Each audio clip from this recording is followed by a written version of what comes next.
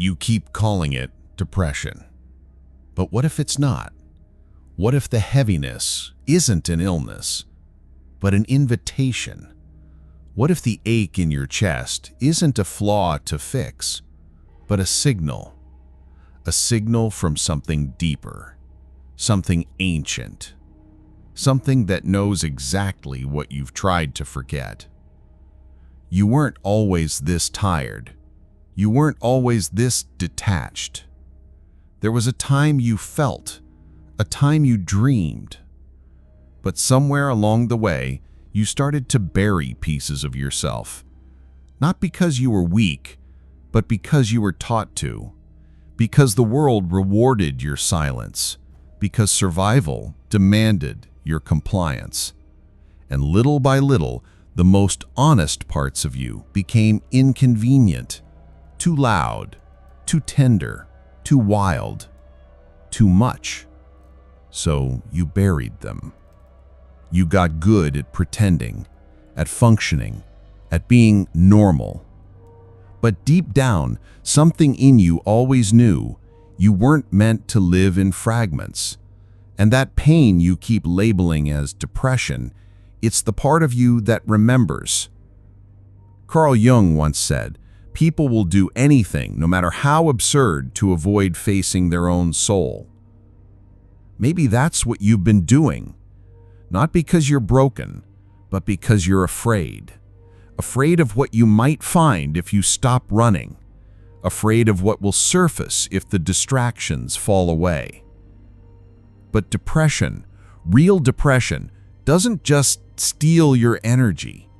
It confronts you. It asks, what have you abandoned in yourself to fit into a world that never made room for your fullness? You see, the sadness isn't the enemy. It's the messenger. It's your soul knocking, asking to be let back in. And it's terrifying because if you truly listen to what it's saying, you'd have to tear down everything you've built on top of your avoidance. You'd have to admit that your job, your image, your relationships, even your idea of who you are, may be scaffolding over your truth.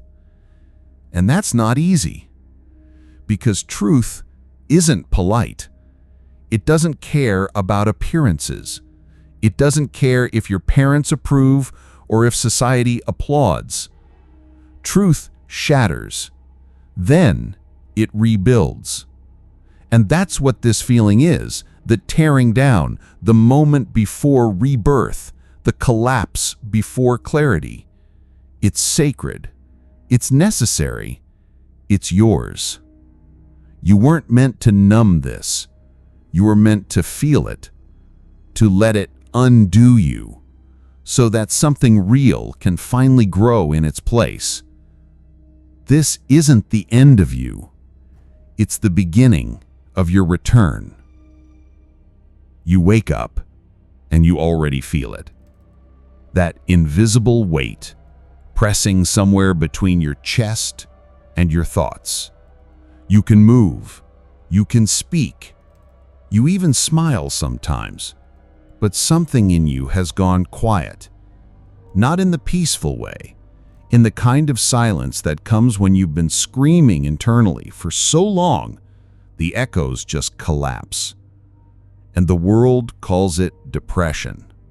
But what if it's something else? What if it's not that you're broken, but that you've spent your entire life running from the part of you that remembers? The part that remembers how your voice was ignored, how your tears were seen as manipulative, how your boundaries were always too much or not enough. There's a loneliness in this, an ache that no pill can touch, because this isn't chemical, this is spiritual. This is you meeting the part of yourself you've spent years trying to avoid. Carl Jung once wrote, "Until you make the unconscious conscious, it will direct your life, and you will call it fate." And that's what's happening. Your unconscious is no longer willing to be buried. It's surfacing in your exhaustion, in your numbness, in your inability to pretend. Not because you're defective, but because you're ready. Ready to stop faking. Ready to being who they told you to be. Ready to hide your anger, your grief, your wildness. You're not lazy.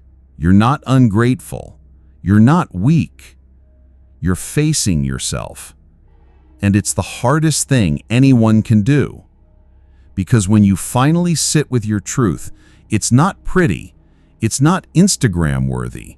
It's not something you can tie up in a neat quote. It's raw. It's ugly. It's terrifying. But it's real. And real is where healing begins. You start noticing patterns, how every relationship feels like a reenactment, how your fear of being too much has you disappearing in rooms, how your worth has been tied to usefulness. And suddenly, what you called depression becomes recognition of the younger you still waiting to be chosen, of the silenced you who never got to scream, of the powerful you buried under decades of shame.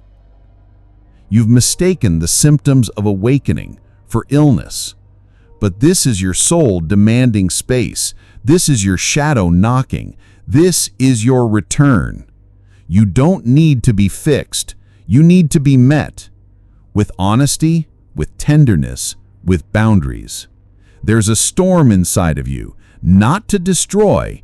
It's there to clear what's been false, to tear down the roles, to burn the masks. And yes, it's brutal. You may lose people. You may lose jobs.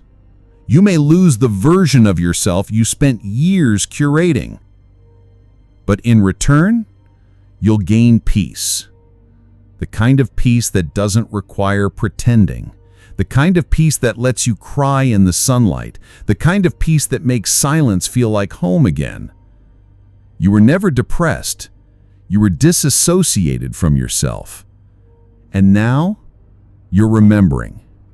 So breathe, not to fix it, but to feel it. Your pain has been a compass, not a curse. And if you keep going, if you stay just one more breath, you'll find something beneath the grief. You'll find you. But if you've made it this far, if you've kept listening despite the ache, despite the quiet doubts whispering that maybe this message wasn't for you, then maybe it's time you finally heard the truth that's been buried under every apology you've made just for feeling too deeply. You are not broken. You are becoming. The heaviness you carry is not weakness. It is the weight of your own becoming pressing inward, begging you to pay attention. You were taught to fear your darkness, but no one told you that within it lives your medicine. Carl Jung once wrote that the privilege of a lifetime is to become who you truly are, and yet no one tells you how lonely that path can be. To become who you truly are, you must let die everything that is not you. The versions you created just to be liked, the smiles you wore to be accepted, the silence you kept to be safe. But even now, beneath it all, there's a part of you still untouched. The original self, the one who remembers. That memory shows up not as thought, but as ache, as longing, as that familiar sting in your chest when you hear something that feels like truth. You are not imagining it. This life you're being called to is real. It's not fantasy. It's not self-indulgence. It's not too much. It's the path back to you. This is what Jung called individuation, the sacred process of becoming whole, not perfect, not polished, whole. Wholeness includes your sadness. It includes the rage you've been told to hide. It includes the confusion you keep trying to fix. Because wholeness is not about becoming better, it's about becoming true. And truth will cost you. It will cost you illusions, comfort, the approval of people who only loved your mask. But what you gain is you. Your voice, your vision, your belonging. Because you do belong, not to the noise of this world, but to something ancient, something vast, something divine. You belong to the silence you've always been afraid of. You belong to the love you keep offering to others, hoping one day it returns. You belong to the eyes that look back at you in the mirror, hoping you'll finally see them.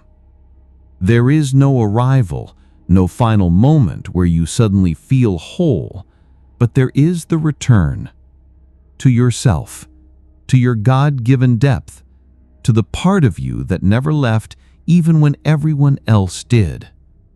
And as you return, something shifts. The world doesn't become easier, but it becomes clearer. You begin to see where your energy is wasted. You begin to feel the difference between love and performance. You begin to choose intentionally. You no longer beg for crumbs from tables you were never meant to sit at. You build your own table. You light your own candle. You write your own prayers in silence. And the people who are meant for you, they find you. Not because you chased them, but because you became visible to yourself. So if you've ever felt too much, too tender, too lost, know this: you were never too much. You were simply waiting for the world to slow down enough to meet you. You are not behind. You are on time. On time for your own life. On time for your own becoming. And if you feel the tremble in your soul right now, that's not fear. That's remembrance. Because deep down, you've always known. You are the one you've been waiting for. And if no one else ever told you this, let me be the one who finally does. You are worthy of love that doesn't ask you to shrink. You are worthy of peace that doesn't require pretending. You are worthy of a life that feels like home. But to get there, you must choose you. So now I ask you, are you ready to walk your own road, to claim your story, to meet yourself beneath all the noise? If you are, then subscribe, not just to this channel, but to your own becoming, to the truth that's been calling you back home. Because this isn't just content, it's a mirror, and maybe, just maybe, it's time to look in it.